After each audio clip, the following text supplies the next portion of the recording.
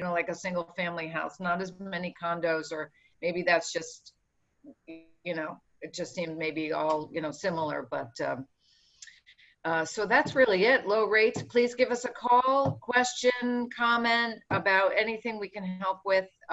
It's still busy. So thank you. Have a great day. Very good. Thank you so much, Nancy. Thanks as always for being a part of our Monday morning. Two more quick announcements for you. Number one, I will be opening up some additional slots on Thursday for one-on-one business opportunities with me. If you have not taken advantage of that in the last couple of weeks, I think I've met with about 52 or 53 of you in the last couple of Thursday, Friday time periods, and that has been awesome for me. I hope it's been awesome for you.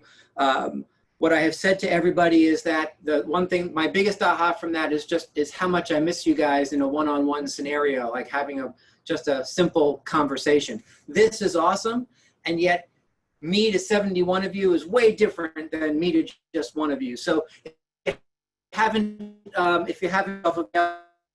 available for one of those one-on-ones, I'm happy to plug back in. I will tell you there has been a theme in those one-on-ones, and the theme, which is why I encourage you to book one of those slots, is for almost everybody, there was an acknowledgement of, wow, you know what, I thought my year was kind of really skidding off the runway. And now after we kind of broke it down and really looked at it with what I have closed, what I have pending to close, and what I have in my pipeline, my year is actually on track. And so if I can help you kind of get clarity around the fact that your year is really on track and focus in on the things that you have to do to make sure you close strong, I'm happy to spend that half hour of time. So Thursday will be the next opportunity. Those slots will be released via email later today, so do watch for them. You'll book via Calendly because I am just that high tech of a guy. All right, let's dive into our Monday quote of the day. As I told you, I'm going to spend every single week for the next 41 weeks now reading you a new quote from my favorite new book, Grant Cardone's 10X Quotes. And today's quote is, pencils ready, never seek balance, seek extraordinary. Never seek balance, seek extraordinary. Now, I can guarantee you that if we took a poll this morning, there is not one person who would say, "Oh, balance, yeah, that's in my world in spades right now." Right? 2020 has been anything but balanced.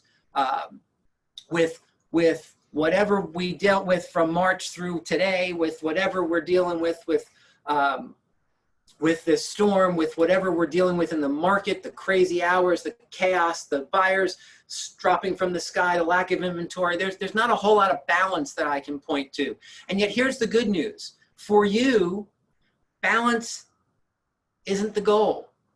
Extraordinary is the goal, right? So continue to push forward in that 10X mindset to say, okay, well, let's stop seeking balance. Let's seek extraordinary. What does extraordinary look like? And for most people, extraordinary keeps you off balance a bit, right? So embrace the disjointedness of your world right now. Embrace the lack of balance and keep moving forward towards extraordinary, because that's what I see in you every single day. All right, I promised you some stats, and I promised you a shout out from somebody special. So let me get to the stats. First, for those of you for those of you who didn't join us last Thursday, I want to reiterate a couple of stats. July of 2020, 1 month, our market centers hit new records. New records. Many of you had $50,000 income months. Many of you had $100,000 income months. Our market centers broke records in that we closed $3.2 million in GCI and paid out $2.6 million in commissions to you. That gave us our highest company dollar months ever, like in history, which turned into nearly $140,000 in profit share back to you in 1 month. As you know, the way we celebrate and the way we judge our success is how much money we get to give back to you in profit share. And that is a single high record in one single 31-day period, $140,000 back to you.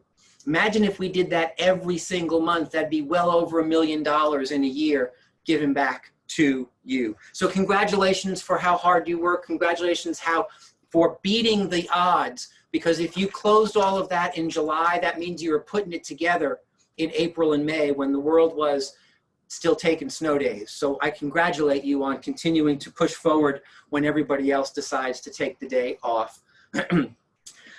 So I did some end of July numbers for you as promised, and here they are. Let's start with listings taken.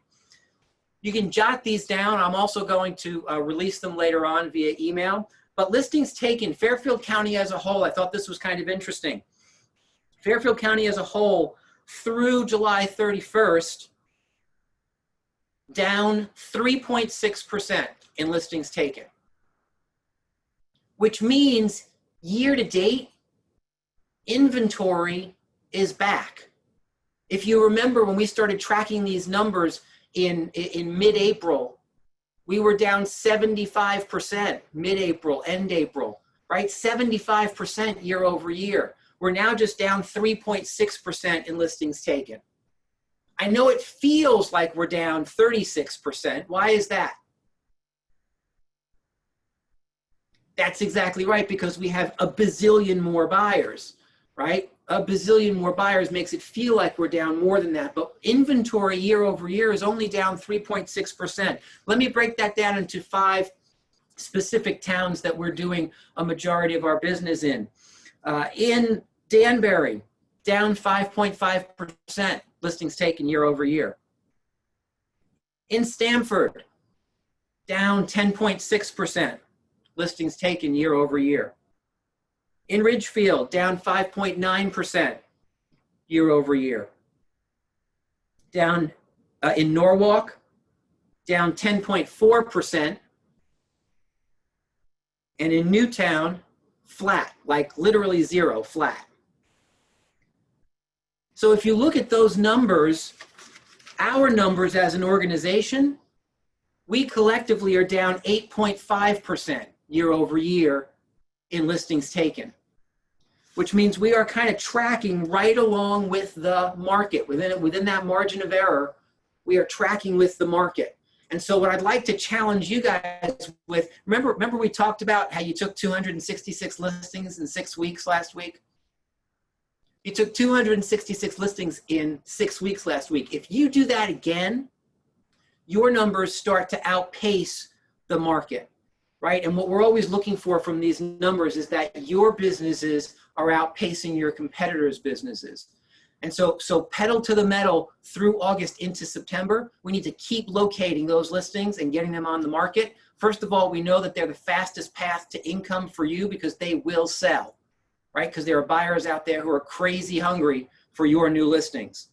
And secondly, listings are the way to ensure that your income stays consistent through the fall and then into the winter. Questions on listings taken? All right, let me give you some other stats. Days on market. Days on market feels like it's contracting, right? Because things are selling so quickly. Here are your numbers. Your numbers, days on market, 81. 81 days on market. That's year to date, the average year to date. The market, 106 days. That's an enormous swing, right? That's an enormous swing. 3 weeks. It's 3+ weeks. What do we know about homes that sell faster? They usually sell for what amount of money? More money or less money? You can just point. More. You got it. Right? So the idea of you outpacing the market by over 3 weeks is a massively important stat for you to have when you're talking with sellers. Let's talk about list to sale ratio. List to sale ratio for you, 97.4%. 97.4%. The market, 95.9%. You are outpacing the market by a full 1.5%. A full 1.5%. For a $500,000 seller, that means you put $7,500 more in their pocket.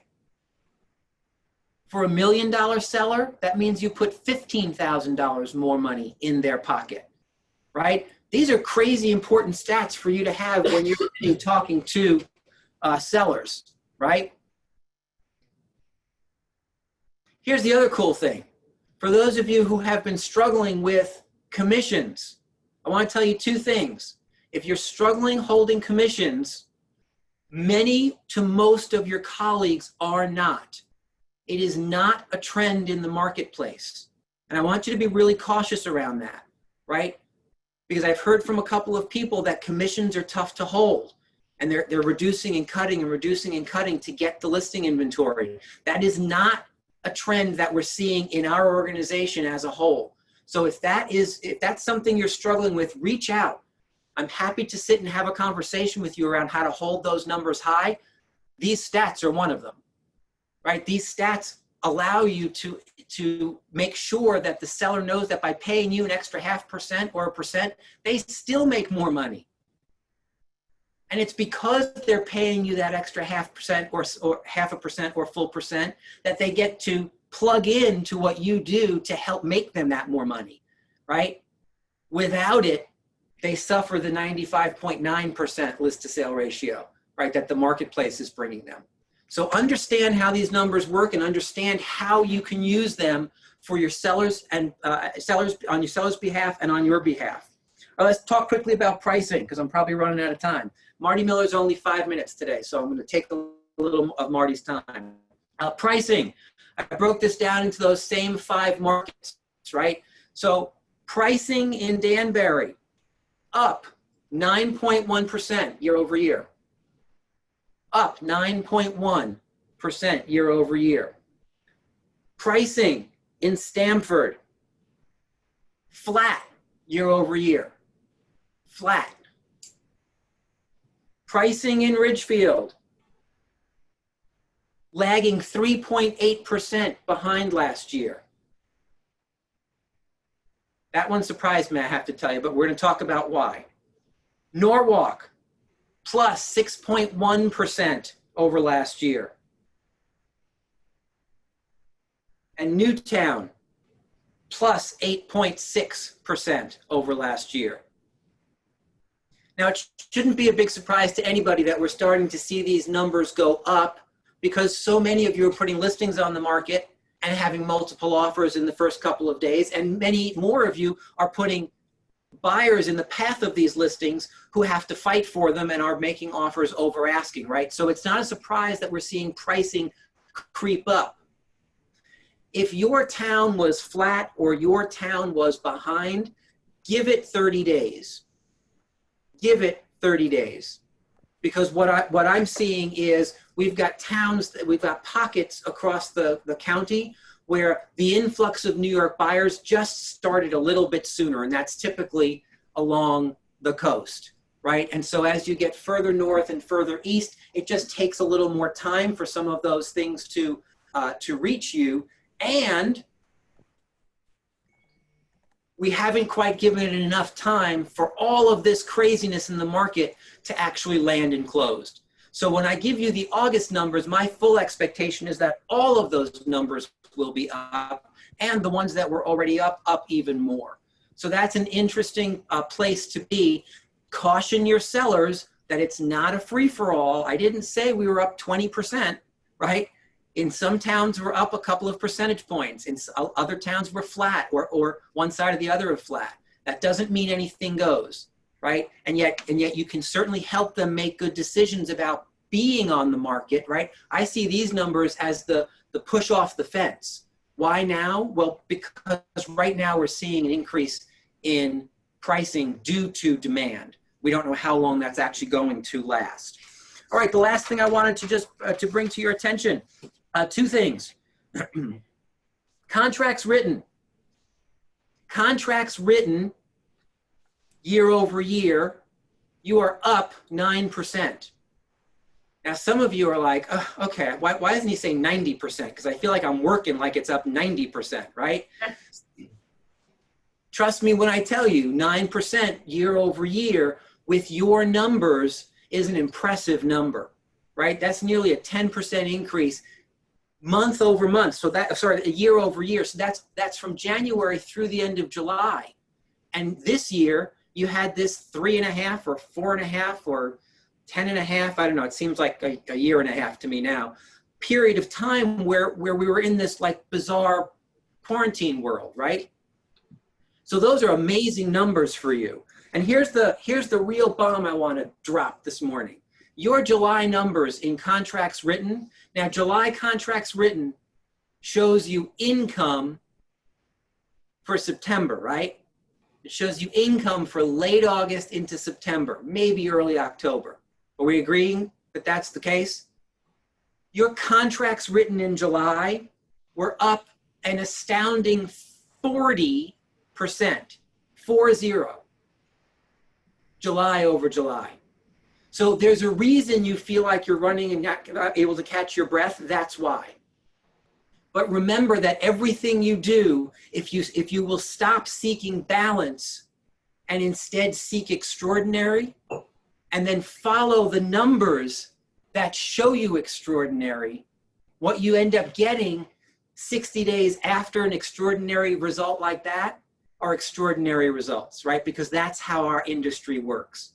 So I congratulate you on all of the numbers here that you had anything to do with. I encourage you to keep listing like champions, and I encourage you to utilize this data to go out into the field, use it on your Facebook ads, use it with your buyers, use it with your sellers, and grab more business, because these numbers speak volumes to why everyone should be saying yes to you right now, as opposed to no, or we'll see, or maybe later. Guys, that's what I have for you today. Adonis, take us to Marty Miller. Have a great afternoon. Nice to see so many of you on the call this morning. Great job, Rick. Today, oh, you Marty's know what, Adonis, I have to interrupt you. Oh my God. I have a question too. I have to interrupt you, Adonis, because I didn't give you your shout out. I'm sorry, Mary Pat, say it again. I heard you give us listings taken Fairfield County. You did those stats down 3.6%. But what was KW listings taken? 8.5%.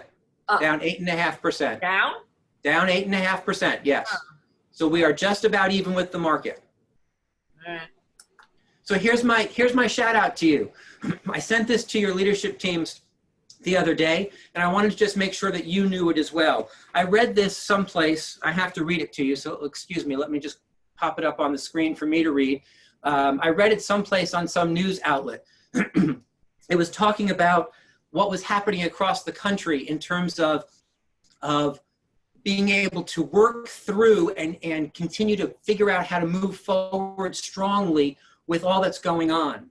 And it said there are some states that have gotten it right by not letting up on restrictions after their case numbers began dipping. Among them, Connecticut, which has one of the lowest infection rates in the country. The state is in its second phase of reopening, where restaurants are limited to 50% indoor capacity, bars are still closed. Businesses must reopen by first certifying with the state that they are following coronavirus-related guidelines.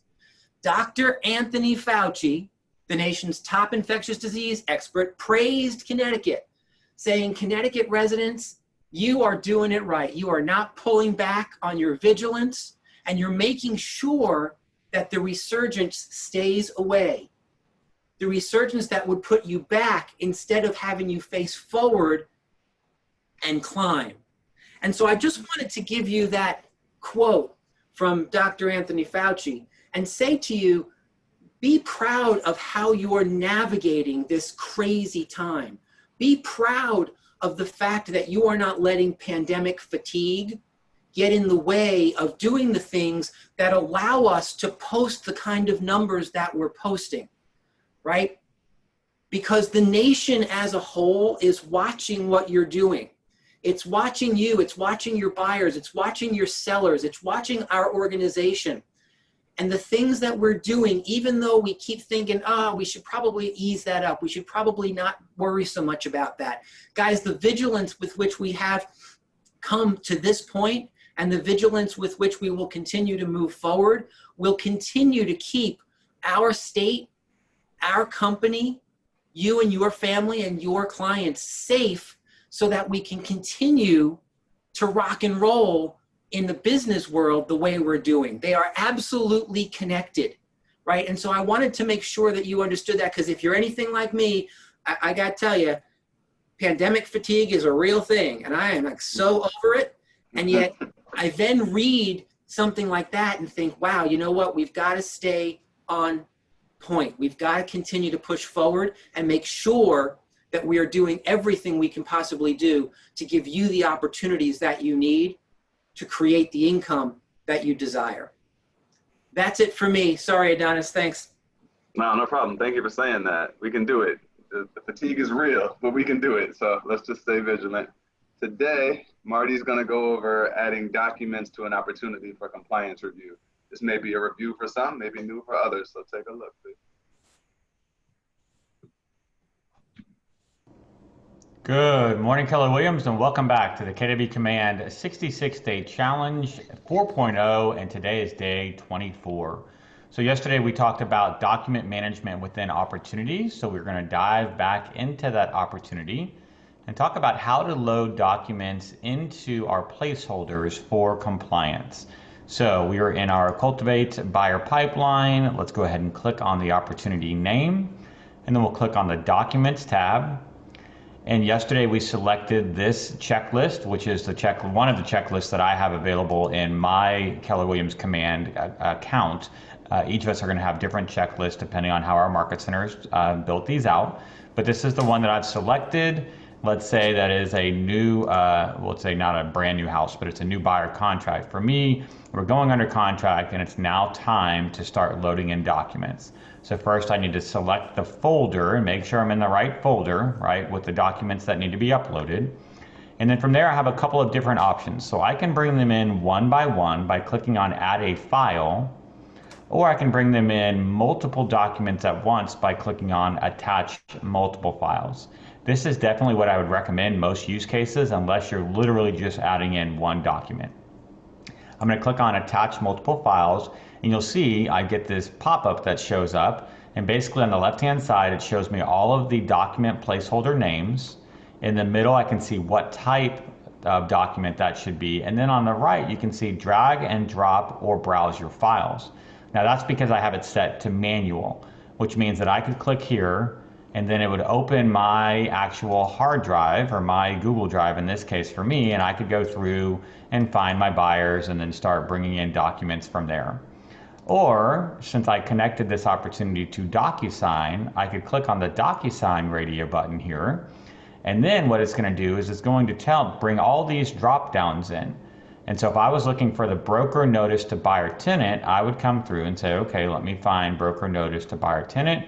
Here it is. No, that's not it. Let's just do buyer representation agreement. And here is the buyer representation agreement.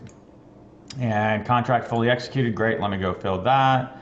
Find that. Here it is, 1 to 4 family residential.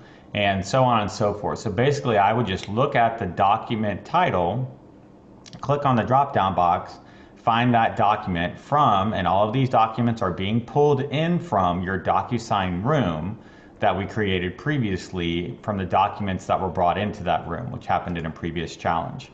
So once we've gone through and pulled in as many of the document placeholders as we can, we would just click on Attach, and then you're going to see on the right-hand side now, these documents have now been attached to these placeholders. If for any reason these were the wrong documents, I can click on the 3 little dots and then just click on Remove. I'll say, are you sure? And I'll say, yes, I attached the wrong one. I could go back in just to that one placeholder, just to show you the other way, click on DocuSign, and then it'll show me here are all the documents that are in this folder. And I could say, yep, this is the one I want to assign, and boom, there you go. So that's how you fill in your documents for your placeholder. Once you've gone through and filled in all of the required documents that your compliance broker is going to ask you to have before submitting, then you can come back up to the top and click on Submit to MC. At that point, you've now sent in a compliance request to your compliance officer, who can see that request within Command MC and will then read through when they have the time to check all your documents, and then they're either going to approve or return that request, and they'll typically have notes. So that's essentially how you're going to get your documents into your Command opportunity for submitting to your market center. Now realize you can bring those in from DocuSign. If you're still using dotloop and you're connected to dotloop, you would have a dotloop button up here. If you're just bringing them in and scanning them into your hard drive, obviously then you can just do the manual method and find them on your hard drive. You can also load documents into your custom folders, one thing I didn't mention. So here's where I could load custom folders. So it might be that I'm going to add custom folders with floor plans and additional docs, right? And so that might be documents that don't necessarily go on any of these placeholders per se, but I want to keep them in there. And I could also come down and say I want to add an item. I just want to have the floor plan available for me to reference in the future in my document placeholders there. And so this would just be, let's scroll down all the way. This would be other. And then I could manually go find the floor plan document from somewhere within my command or my computer, excuse me. And I could click on save, and that would then add a placeholder to the very bottom of the list for that custom document. So that's how we manage documents within KW Command, the Documents tab of our opportunities. As always, it's great talking to you guys, and I will look forward to speaking with you again tomorrow. Thanks so much. Okay, I'm unmuted now. Yes, so tomorrow we're going to talk about starting a new set of documents and an opportunity. So stay tuned for that. Hope you guys have a great day today. We'll see you next time. All right, bye-bye.